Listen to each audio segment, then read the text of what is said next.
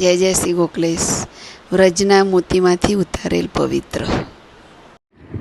આ રીતે પહેલાં દોરામાં ગાંઠ મારી દેવાની. જેમ મોગરાના કળીઓની માળાજી ઉતારીએ એ રીતે આ રીતે માળાજીનો વચ્ચે એક આ રીતે લઈને ઉતારવાના. જે કલર જોઈએ આપણી ચોઈસ પ્રમાણે. આટલું થઈ જાય. મોતીનો આ રીતે ખોલવાના. બે બાજુથી આખા ખુલી જાય. બે બાજુથી સોય નાખીને જોઈ લેવાનું હોય. સોય હોલમાંથી આર પાર જાય છે કે નહીં, જતી જ રહે. કદાચ ના જાય તો બે બાજુથી વારા પડતી હોલમાં સોય કાઢી જોવાની. એટલે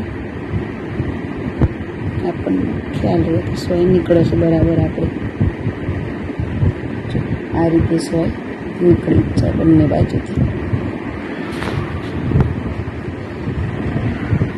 પછી આપણે જે કલર જોઈતા હોય આપણી ચોઈસના એ કલરમાં આપણે કરી શકીએ. આમાં જો પહેલાં પિંક લીધો છે, પછી ઓરેન્જ લીધો, હવે આ ક્રીમ લઈશ.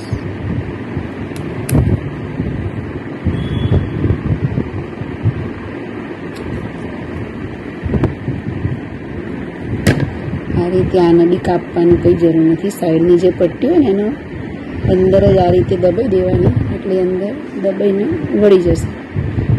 આખું આ ઉતરી જશે.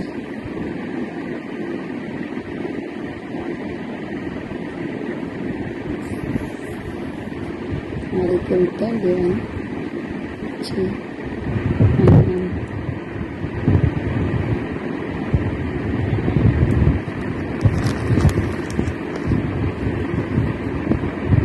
મોતી આ રીતે હોય અને ખેંચો એટલે આવું અંદરથી આખું નીકળી જાય. બે બાજુથી હોલ થઈ જાય. કદાચ ના હોય ને તો બે બાજુ સોય નાખીને જોઈ લેવાની હોલ છે કે નહીં બરાબર. આ હોલ એકદમ સરસ હોલ છે. આપણી સોય આખી આર પાર નીકળી જશે. 4 મોતી લઈને એનું આપણે પદક બની દઈશું. જેમ મોગરાની કળીઓના શણગારમાં આપણે પદક બનાવીએ છીએ એ રીતે આનું એક 4 લઈશું. બાકી બધા 3 મોતી લીધેલા છે. તો પદક બનાવવું છે તો આપણે 4 મોતી ઉતારીશું. તો આખું ગોળ પદક ઉતરશે. તો પેલું ટ્રાયંગલ પદક ઉતરશે.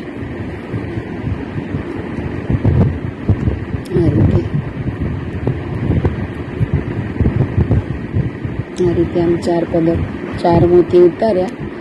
પછી જે પહેલું મોતી હતું આમાં આપણું આના જોડેનું, એમાંથી આપણે સોય ફરીથી પાછી કાઢીશું બહાર. આખું એક આ રીતે ગોળ જો આ રીતે આવું એક ગોળ પદક બનશે. આપણે એક બનાવવું, 2 બનાવવા આપણા ઉપર, બીજું બનાવવું હોય તો બીજા 4 મોતી લઈને એમાંથી કાઢી લેવાનું. આપણે એક બનાવવું હોય તો આપણે એક જ રાખીશું. પછી હવે રિટર્ન આપણે આખી જે પહેલી માળાજી ઉતારી એ રીતે પાછા લઈશું બધા સેમ કલર. આ રીતે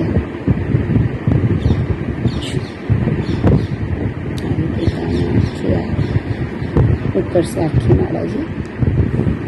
આખી માળાજી થઈ જાય એટલે ફોટો મૂકો. એ રીતે 3 મોતી પિંક અને ઓરેન્જ લઈને આખી માળાજી પૂરી કરી દેવાની.